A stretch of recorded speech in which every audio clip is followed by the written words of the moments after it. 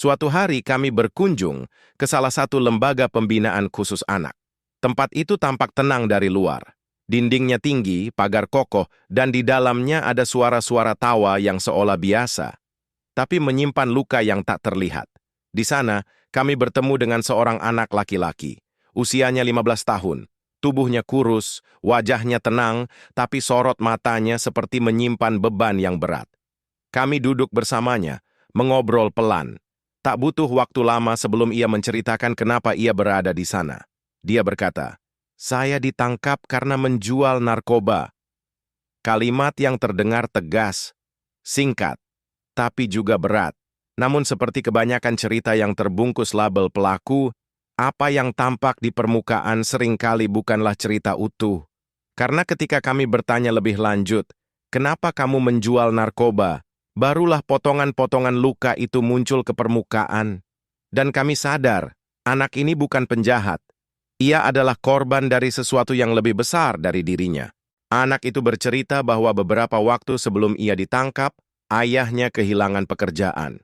PHK. Perusahaan tempat ayahnya bekerja memotong karyawan besar-besaran. Ibunya tidak bekerja. Mereka memiliki adik yang masih sekolah dan butuh biaya. Ia sendiri terpaksa berhenti sekolah karena tak ada uang untuk ongkos harian, apalagi seragam atau buku.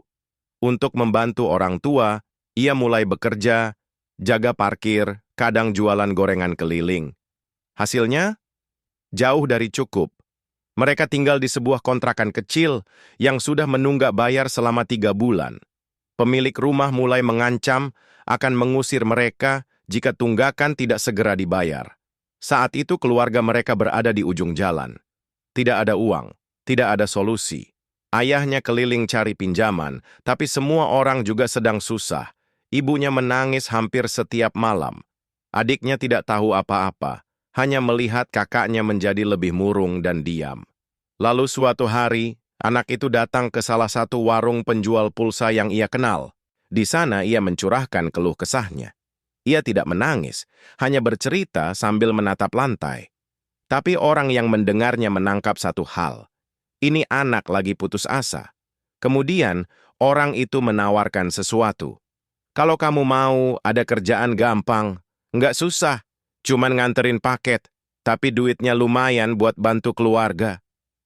Anak itu mengaku, ia tidak bertanya banyak. Baginya, ini mungkin jalan keluar. Ia ingin membantu. Ia ingin jadi penyelamat untuk keluarganya. Maka ia terima tawaran itu. Pengantaran pertama berjalan lancar. Ia dapat uang, tapi jumlahnya belum cukup untuk melunasi semua tunggakan kontrakan. Maka ia minta lagi, dan kali ini, di pengantaran kedua, ia ditangkap. Polisi memeriksa isi paket. Ternyata narkoba. Ia langsung dibawa ke kantor polisi, diinterogasi. Ia bingung, takut, tak tahu harus berkata apa. Ia hanya menjalankan tugas mengantar.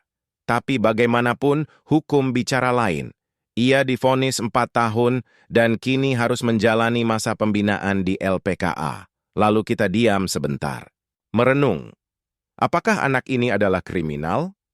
Ataukah ia korban dari kemiskinan, dari keputusasaan, dari sistem sosial yang gagal memberikan perlindungan bagi mereka yang paling rentan?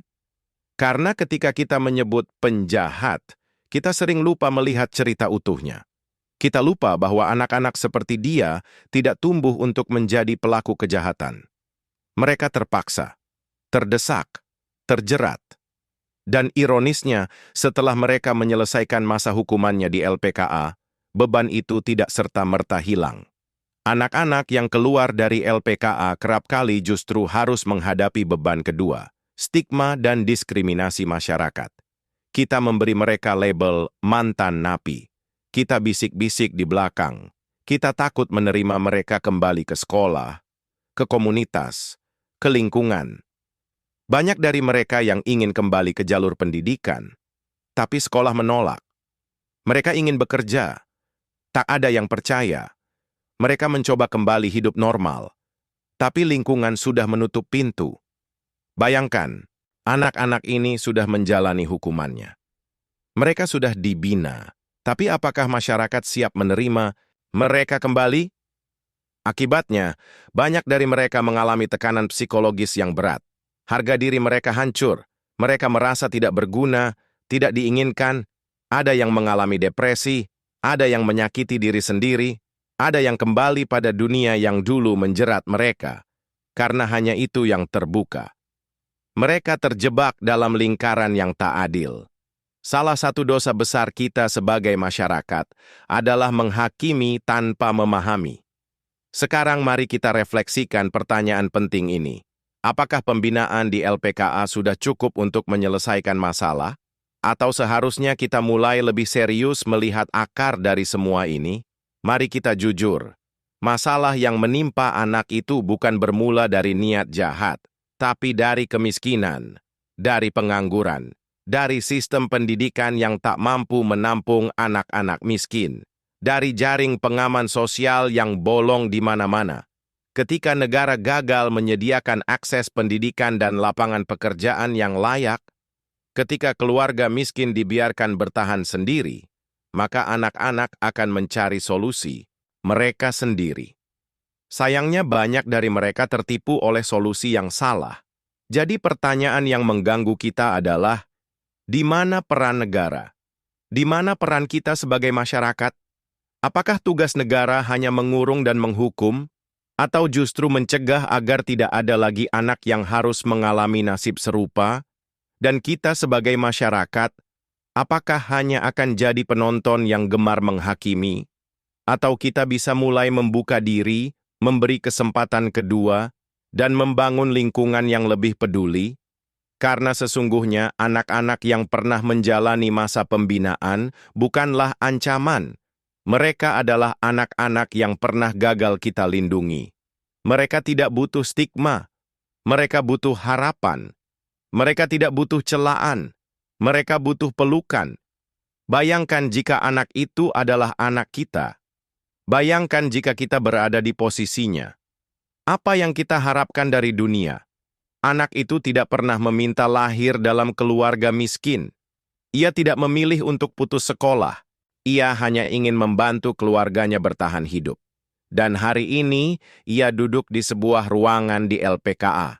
Merenungi hidup yang bisa saja berbeda jika ada satu orang dewasa saja yang mau benar-benar mendengarkan dan membantunya keluar dari jerat kemiskinan. Maka, mari kita tutup dengan pertanyaan yang penting untuk direnungkan bersama. Apakah anak itu layak dibina di LPKA? Atau justru kita semua yang perlu dibina dalam empati dan keberpihakan pada yang lemah? Mungkin di luar sana masih banyak anak-anak lain yang hidup dalam kisah serupa. Mereka hanya menunggu giliran. Mereka hanya butuh kesempatan. Mereka butuh orang dewasa yang mau hadir dan peduli sebelum semuanya terlambat. Karena jika kita tidak berubah hari ini, maka cerita itu akan terus terulang lagi dan lagi. Dan yang kita tinggalkan bukan hanya anak-anak yang hancur, tapi juga masa depan bangsa yang perlahan-lahan kita biarkan retak. Jadi, bagaimana menurut kamu? Tulis pendapatmu di kolom komentar. Boleh jadi, satu kalimatmu bisa jadi cahaya bagi anak-anak yang sedang tersesat dalam gelap.